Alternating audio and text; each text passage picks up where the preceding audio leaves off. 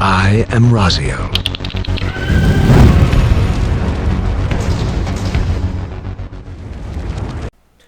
Hey guys, Raziel here, and I just want to preface this video. I started recording the audio for this video late last night, and I didn't notice that my computer, for some fucking reason, switched the recording source from my mic to the mic built into my shitty webcam. So, yeah, the audio quality in this video is poor.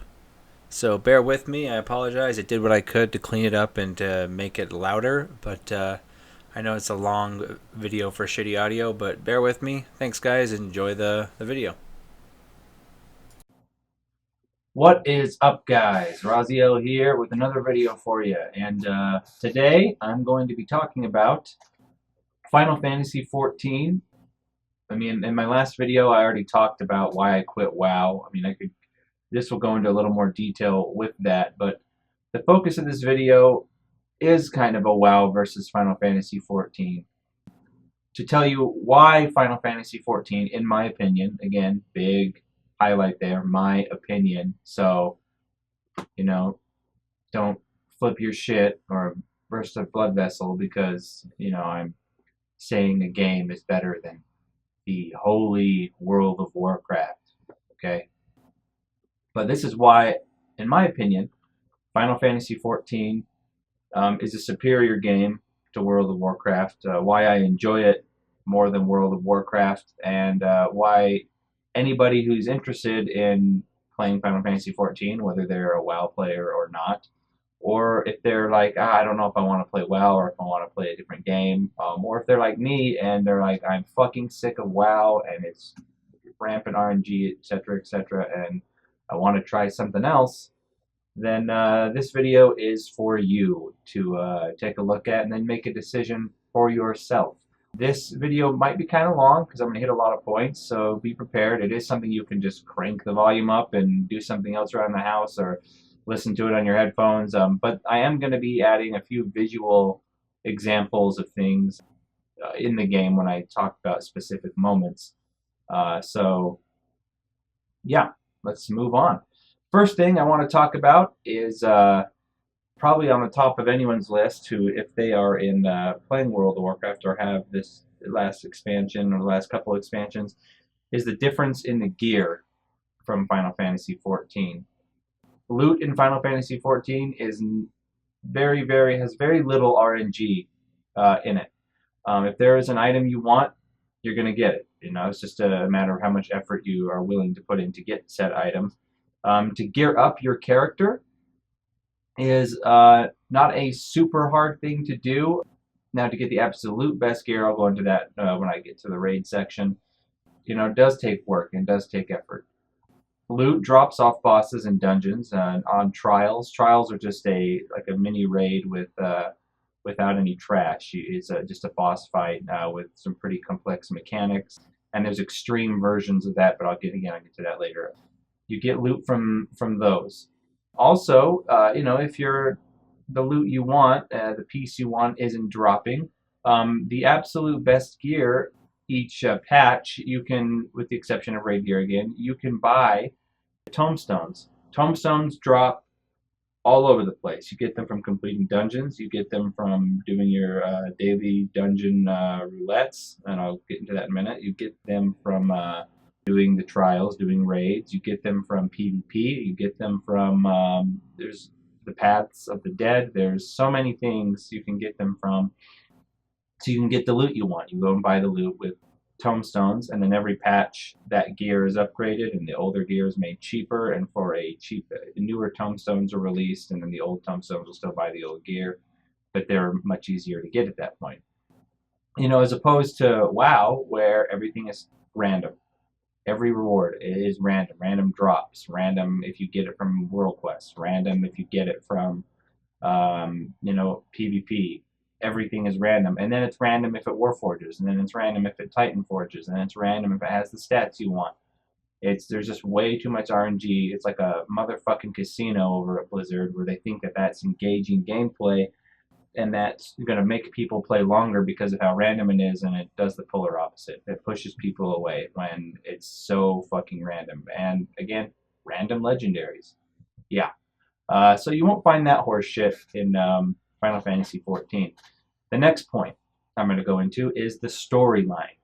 It's pretty rare for MMOs to have half decent stories. Star Wars: The Old Republic had a great story, but the rest of the game was shit.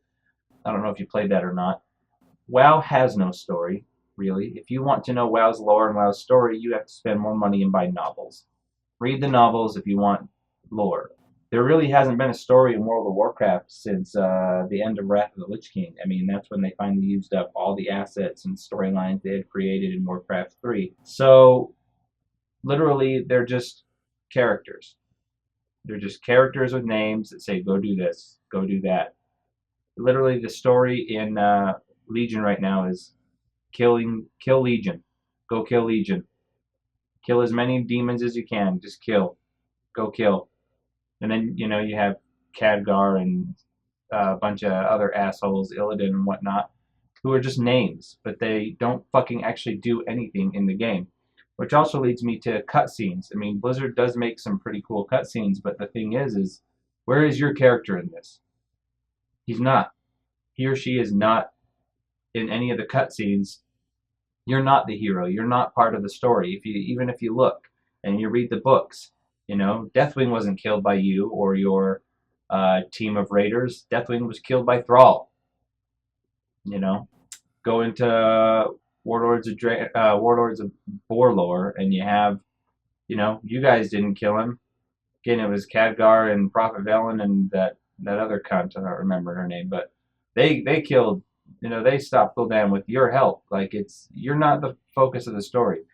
The very much the polar opposite is true in Final Fantasy XIV. Final Fantasy XIV, I mean, the Final Fantasy series in general, I mean, what got people into those games for so long, for, the last 30 years or more, has been that Square knows how to tell a story, and they tell it very well. And in Final Fantasy XIV, in every cutscene, your character is in it. Your character is the hero of the story, and everyone in the game, all the NPCs who have deep, meaningful characters, view you as the champion. You're the warrior of light. You're the savior of Eorzea. And even in the cutscenes, even if you do a raid or you do a dungeon and you did it obviously with other players, on your screen in the final cutscenes or whatever, it's you and those other random adventurers helped you. But you were the lead focus as if you did most of it yourself. And the story portrays that way, for each individual player, that they're the hero of the story, which is fantastic. The voice acting has never been bad in Final Fantasy XIV. It's tremendous. And the cutscenes, most of the cutscenes are very engaging and take you into the world and into the story. And the story is very, very long. You follow the story from level 1 all the way to 70. I'm not going to put in any spoilers, but characters that, you come to like, you think die or do die and things like that. And, it actually has an impact. So, story-wise, Blizzard can't fucking tell a story. They're terrible at it. I mean, look at Diablo 3. Look at WoW. Look at, Warlords of Draenor is them trying to write on the coattails of the Warcraft 2 story. I mean, an alternate universe that affects nothing in the current game. Okay, great. Fucking retarded. World of Warcraft has no story. It's really, it has a story if you want to go buy books and read them, but in the actual game, there is literally almost no story in the game. It's Blizzard can't tell stories. I mean, I'm sure the first drafts of every game that they've ever made in the last 10, 15 years has been written on construction paper in crayon, because that's how fucking bad it is. All right, moving on to the next point. The community. Oh boy. This this is going to be a good one. I'm sure, as many of you know, the World of Warcraft community is a toxic cesspool of human garbage. It is a fucking trash heap. I can't express it enough. It didn't used to be. Back when, your server reputation mattered, when things you did mattered, you had a reputation to uphold, the community was great. I thought the WoW community was helpful and great back in vanilla for the most part, and Burning Crusade. It didn't start taking a big spiral down to midway through Wrath of the Lich King, when Looking for Group started. Now, Final Fantasy does have a Looking for Group queue. It's called the Duty Finder. but yet the community is probably the best community in any MMO I've ever played. They're really helpful and they're friendly, and there's reasons for this. If you behave like a total dickwad, people know who you are and will not want to play with you. Also, Square has put incentives in the game to make you want to be a good person to other players, such as player commendations. At the end of a dungeon or a raid, you can vote for who you thought did an awesome job or was helpful, and the more player commendations you accumulate, you can get mounts and get rewards and things like that. And they have protections in place. You can't just queue with your friends. You can't if you make a pre-made party, you can't player vote for someone as a player commendation, so you can't cheese the system. Also, Final Fantasy XIV has a lot of different ways to communicate. They have what's called link shells, which are huge groups of people. You can become a part of that link shell, and then you can join up to 12. I have it up on the screen here so you can see. Link shells are chat rooms that you can talk to. So there's link shells for dungeons, for raids, for hunts. Hunts are I'll get into those a bit later. But then there's your free company, which is your guild. And the only bad thing I can say about the guild in Final Fantasy XIV is they need to add a tool for recruitment, which they don't have right now. Right now you kind of have to go through forums or talk in chat and whatever. But you can find one, and they're exceptionally helpful. They add bonuses like bonus XP, free travel, that type of thing. Just like in WoW, you get bonuses for being in a high-level free company. You also get bonuses in the game if you do a dungeon or a raid and you queued up for it, and other players that got queued with you have never done that raid or dungeon before. It gives you bonus tomestones and money for staying and helping. So they're incentivizing people to help each other out. And then one of the greatest systems they added last expansion, which I thought was fantastic, is they have the Novice or Newcomer system. What it is if you're really skilled at the game and you continually, you've leveled up a bunch of jobs, you've got a bunch of achievements, you can become a mentor. And if you're a mentor, you're put in this chat room, the Newcomer and Novice chat room, where you can then give advice and help to players that are marked as new players, or players that are returning after being inactive for X amount of time. And you can get advice and help, and I've noticed it's very helpful, not toxic at all, and it's a great system to help people that are new to the game, because Final Fantasy XIV in so many ways is so much more complex of a game than WoW or any other MMO I've played. I mean, the systems built in the game are quite extensive and deep.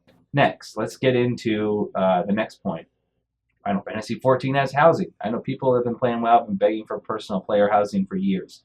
Never happened. The closest thing we got were those pieces of shit garrisons, and now we have in Legion, you guys have the class halls, but that's not a private house. You can't decorate it. You can't change it. Not the case in Final Fantasy XIV.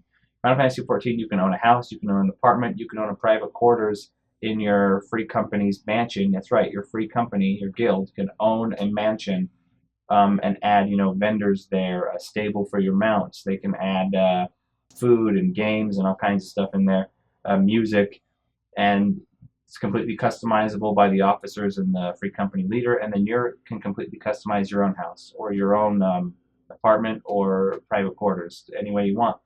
It's pretty awesome. I mean, it doesn't serve a purpose in terms of you're not going to get a huge advantage over other players if you have a house against those who do not, but it's a fun thing to do if that's something you're into. The next step. Now, I'm not saying the music in WoW is bad. The soundtrack isn't bad. It's good. It's a good soundtrack. Blizzard. I mean, I'll give Blizzard props, where it's due. Their sound team and their art team is fantastic.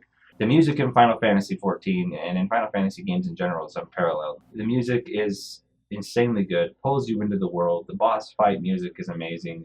There's so many things that are great about the Final Fantasy music. And you can get a jukebox for your personal house and listen to it, to tracks that you collect. It's pretty cool. Now I'm going to get into some more nitty-gritty stuff, talk about character rotations. Now, with the latest patch, Stormblood, a few classes did get dumbed down a little bit. But in my opinion, some of those classes that needed it, I don't want to feel like you're playing a symphony, is your rotation. But the rotations for the majority of classes and jobs in the game are 10 times deeper than World of Warcraft. For example, when I was playing World of Warcraft on my Death Knight, I mean the rotation, I mean for Frost and for Blood was like 3 or 4 buttons, and that's it, with the occasional cooldown thrown in. Not the case for Final Fantasy 14. I mean, if it punishes you as DPS classes if you do your rotation wrong, and it rewards you greatly if you do them correctly. Same with tanking, because I played two different the tank classes. The tank classes aren't quite as complex as the DPS classes, but it's you can't just spam 3 buttons and expect to live. It's not going to happen. So the rotations and the class depth is far, far greater than anything I've experienced in WoW since, the old talent trees were taken away. So there's, a lot of depth there. I mean, give it a shot. I mean, what a lot of people complain about is like, oh, combat's so slow. That's not the case. It is the case at the beginning levels because you have almost no abilities. But as you get, to the higher levels in the game, and you get more abilities that are off the GCD and things like that, and you add in abilities from other jobs, which you can. And in Stormblood, it's not from other jobs anymore, but you get role actions. So actions that every DPS has a list to choose from, and you can pick from those and switch them out whenever. It's far more complex than people give it credit for. Something else that's really cool about jobs is I'm going to go into the crafting system now. Now, right now, I don't even fucking know why crafting exists in World of Warcraft anymore. It's useless, it's stupid, it's boring, there's nothing there, there's no substance.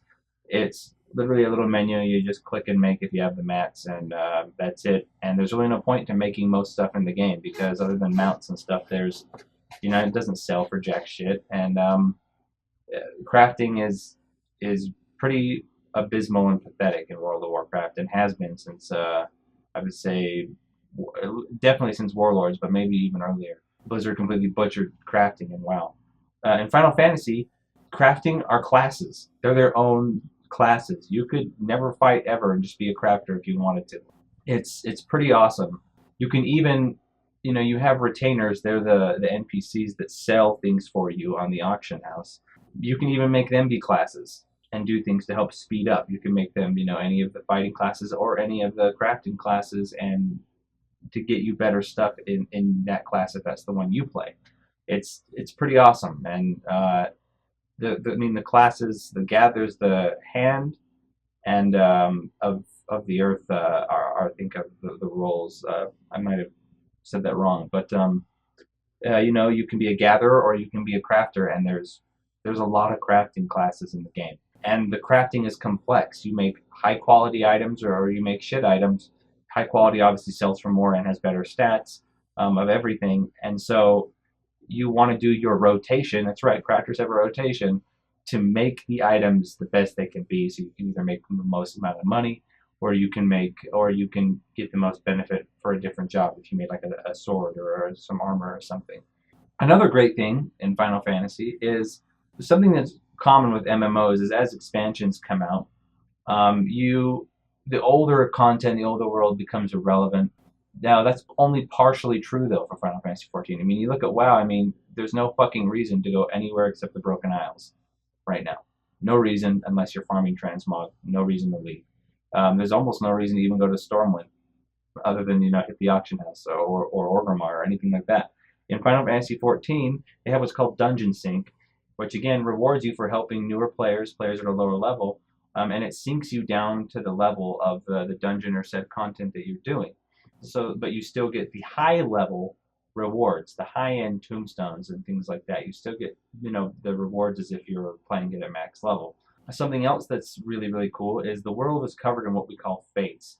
Now, fates is something are like random world events. They'll be all over the map. There'll be these. I forgot to pick up some footage of them, but they're these blue circles that appear on the map, and they're all timed. And that'll keep you in the world because it's a good way to level up secondary classes and jobs and things, because they reward experience depending on your participation, depending on how much effort you put into them. And there's all kinds. There's bosses that can spawn. There's protecting NPCs that can spawn. There's just fighting monsters that can spawn. There's escort quests that can fates that can spawn. There's gathering materials and turn them in. It can spawn. It's pretty fantastic. So there's fates to keep you out in the world, and also hunts. I mentioned them earlier. Hunts are really rare and very hard boss monsters that spawn, like a world boss, I guess. But they're need a party, which might be good in a link shell that hunts things, and you have hunting logs, and you get huge rewards for checking off the monsters you kill in your hunting log. You get experience, you get money, you get materia, which the equivalent in WoW would be the highest level gems in the game.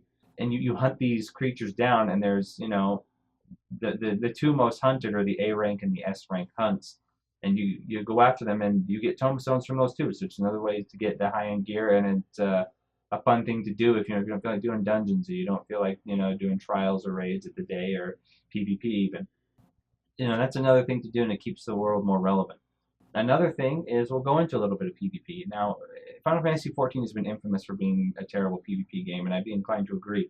However, with the recent release of expansion of Stormblood, you can the PvP was improved dramatically, and every class has its own PvP actions. So Square can 100% balance the actions of PvP separate from PvE. You'll never run into the problem of something getting nerfed in PvP and affecting PvE or vice versa. They're completely different actions. They'll show up on your hotbar when you're in PvP. They'll disappear when you're not in PvP. And there's huge battlegrounds. They have 4v4. They have 8v8. They even have 24 versus 24 versus 24. So like a 72 person battleground where you're all fighting. All three different factions are fighting for control of things. It's pretty fun. I mean, I was very excuse me, very hesitant at first, but when I did it to help level up one of my secondary jobs, because it gives you great XP. PvP is a great way to level up, and you can unlock PvP at level 30. I was pleasantly surprised, and I'll probably do some more of it. So, and we all know that in WoW PvP has been a joke for years. It's probably one of the most unbalanced things ever. The reward system tied to it now is complete garbage, RNG shit show. So there's the PvP. Now I'm going to go a little bit into raiding. Now, raiding has always been good in WoW. I'm not going to deny that. Raiding has been the reason I played WoW for the better part of the last 12 years. Again, the raiding becomes shallow when you're forced to carry a bunch of scrubs in WoW. The looking for raid completely destroyed the raiding culture, in my opinion. The storytelling again is bad. So what's it like? What's raiding like in Final Fantasy? Well, raiding is different but the same in a lot of ways. So how it's different is if there's a specific piece of loot, you can only when a raid is brand new, you can only get one piece of loot that week from doing the raid. However, you can pass on pieces you already have or pieces that you don't want.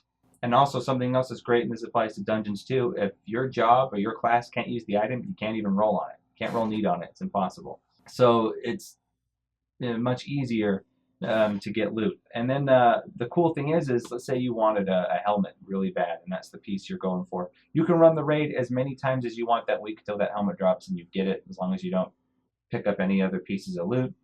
You don't roll on any other pieces of loot and win. And you'll get the helmet that week. It's really it's a much better system in my opinion. And then as a new raid comes out, the old ones, that restriction is lifted, so you can get as many pieces as you want per week. The rating is 8-man, and then they have 24-man. And when you become a 24-man, you become an alliance. Become 3 parties of 8. Is that right? Yeah, 3 parties of 8. So you essentially can 24-man the special 24-man raids. You can't just pick 24 and do any raids. There's specific raids or 24 specific raids that are 8. It's a much better ratio, and the cool thing is you can queue for all the raids because their difficulty is much harder than looking for raid is in WoW. I'd say, especially when the content's new, it's more difficult than normal mode WoW. But it's not on the same level as Mythic WoW. It's not that hard. It's not that cumbersome. And as you get better gear, it gets easier to. But you have to outgear it by 2 or 3 patches a raid for it to be as easy as looking for raid is. And even then, I still would say it's not that easy. And then they have, like I said before, trials, or they're also called primals, which they have extreme and savage modes, which are much, much, much harder for the hardcore, and they drop the best loot in the game. So, there's a reason to do those. So there is something for everybody there. And there's a lot of raids released every expansion. You have a WoW where you get 3 or 4 raids in an expansion. And as you can see here, I'm listing the raids here on screen now. I mean, in the last expansion, there were a lot of raids that you could do. I just think it's a better system overall. And then, all right, so that's all I really have to say about raiding. Nothing else is immediately coming to mind that I want to bring up. Let's talk about flying now. We all know the rage people threw out about the lack of flying at the beginning and for the most part of each expansion now in WoW, because Blizzard wants to force people to get back on the ground. It's done much better and with much more etiquette in Final Fantasy XIV. When you initially start an expansion, yeah, you can't fly immediately, but what you can do is you go through each new zone and you find Aether Currents, and once you find them all, they're hidden throughout the map. Once you find all the Aether Currents, and some of them involve jump puzzles to get to, and you also get Aether Currents for completing all the main storyline quests in that area, you unlock flying in that zone. So by the time I hit 70, by the time I hit the level cap, I could fly in all the new zones because I made an effort to go do that, and that's how it should be done. Because you need flying to get to fates faster, to get to hunts faster, to do certain things. So it's a much better system in Final Fantasy XIV. Which brings me again to the whole effort for reward. Like if you put in the effort, you get the reward. And WoW right now, and for a while, that has not been the case because of how much RNG they've injected into everything. The reward is so little for the amount of time you spend farming artifact power or doing world quests or any other bullshit. In Final Fantasy XIV, I mean, you put in the effort, you're going to get the stuff you want. And one of the coolest things they add every expansion, which is probably one of the most grindiest but also and hardest things to accomplish in the game, is your relic weapon. It's a very specific weapon in the game. For each class has one that over the patches you can make get stronger and stronger and stronger and stronger, and they look fucking amazing. All the weapons look really cool, but they're hard to get. So if you, by the end of the expansion, if you have the most upgraded artifact weapon, it's an accomplishment, and it says something about your character, and people see you with the best weapon. The only thing is sometimes like last expansion, it's possible if your free company did this event, got on their own airship. That's right, your guild can build its own airship and fly to these certain event areas. It was very rare, but you could get a better weapon than the upgraded relic weapon that was but it was only by 5 item levels, and it was extremely fucking rare. So the relic weapon is awesome, and it's grindy. I'll give it that. It can be very grindy, but it takes effort, and you feel a great sense of accomplishment when you do finish each step and get the relic weapon. Okay, let's move on. I think another reason why, and this can probably tie in back to my earlier comments about the community of why it's less toxic than any other MMO and leaps and bounds away and far better than WoW's community, is Final Fantasy XIV refuses to add DPS meters to the game. They did say they're working on something they can put in the game so you can see your own DPS, but you won't be able to measure everyone else's. So, you don't have that toxic of, man, your DPS sucks and do more, noob, get good, and all this other fucking crap. That's why people help each other, say, hey, what's your rotation? Let me see if I can help you. That type of thing, as opposed to everyone just calling each other shitheads and talking about how many times they fucked their mother and then, excuse me, doing that kind of bullshit. So there's also no mods. There's no deadly boss mods. There's no program holding your hand telling you how to play the game. So that might be making you go, wait a minute, so I can't my UI is just going to be stuck to default and I can't mess with that? Absolutely not. The UI in Final Fantasy XIV is awesome. It's completely 100% customizable to the way you want it to be all the time. So if you're playing Final Fantasy XIV, your problem goes, oh, my UI sucks. It's because that's their fault. You can make your UI however you want in the game, and I think it's pretty awesome. Another thing I think is fantastic about Final Fantasy XIV is they have all these side mini games and little things you can do. If you're bored or in WoW, the only real side thing you can do is the fucking pet battles. I think that's it. I think that's the only like little side game. In Final Fantasy 14, that's not the case. If any of you have played Final Fantasy 7, you'll remember the Gold Saucer, a huge casino-like place. So, if you need that RNG fix, because WoW has made you want it so bad, you can go to the Gold Saucer in Final Fantasy 14. You can gamble, you can race your Chocobo. Chocobo's a mount. You can play cards. There's a really in-depth card game that, in my opinion, is a better card game than Hearthstone because it's not so based, again, on RNG. It's very much involving skill and what cards you're able to collect. You can get cards in the game by challenging NPCs that have cards and beating them, and there's a chance they can give it to you. There's all kinds of things in the Gold Saucer, games to play. It's pretty fantastic, and some of these games you can add into your player housing and things like that. So already I've gone into quite a bit of detail. I mean, the video is already 32 minutes long, and I'm not done yet. Again, apologize for the long length of video, but I didn't want to do this in a two-parter. This is a more podcasty video. You don't have to see the visuals I put up, but if you want to, they're there. Something that I think Square has done right, again, to keep people interested in the game, which is completely lost on Ian Hazzikostas and the WoW team, is they've added things like subscription rewards. So the longer you stay subscribed to Final Fantasy, you get bonuses, you get mounts, you get transmog, or in Final Fantasy it's called glamour, which again, the transmog system in Final Fantasy is 10 times better. Not only can you make your gear look like whatever you want, you can also dye it any color you want, things like that. But they add rewards, to make you want to stay subscribed. They also have no in-game store in Final Fantasy 14. If you want to buy extra items in Final Fantasy 14, you can do it through their website.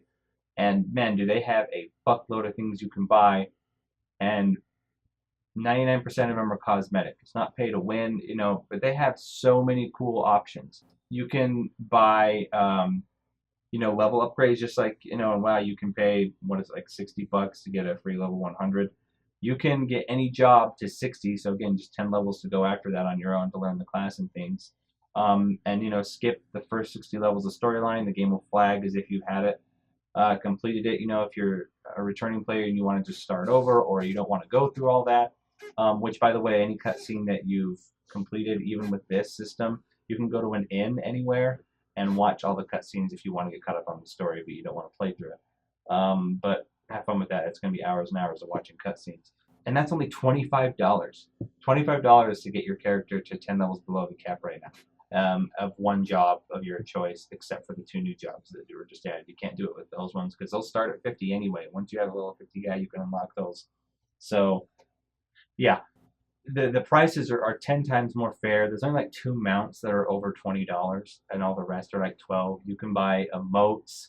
You can buy armor that was worn by specific, NPCs that were part of the storyline in the game. You can buy, you can name change, you can, gender change and do all that kind of stuff. But the prices are much more reasonable than anything I've ever seen Blizzard selling.